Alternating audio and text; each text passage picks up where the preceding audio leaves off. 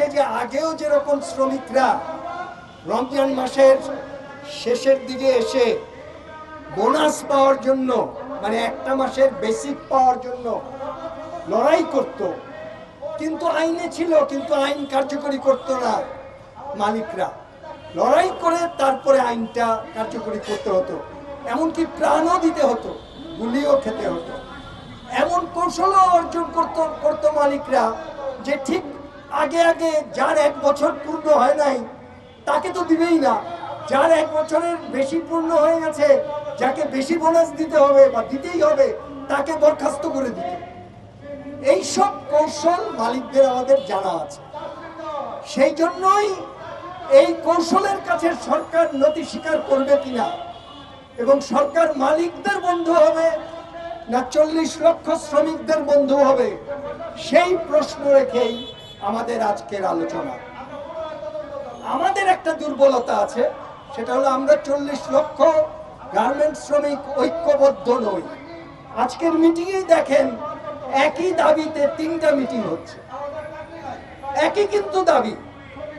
আমরা যদি সবাই একত্রে এখানে দাঁড়াতে পারতাম তাহলে আমরা বলতে পারতাম যে আমরা 40 লক্ষ শ্রমিক দাবি তুলছি, কোন সরকারের সাহস আছে এটার বিরুদ্ধে যাওয়া। কিন্তু আমরা নিজেরাও বিভক্ত।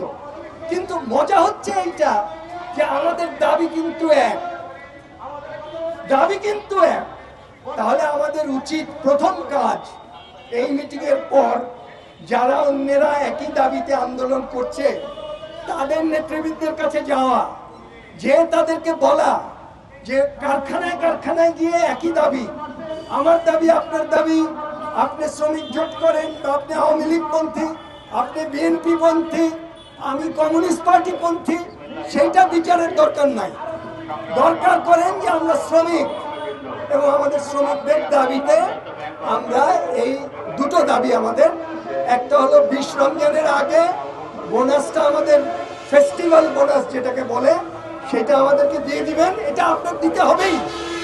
কেন দিতে হবে?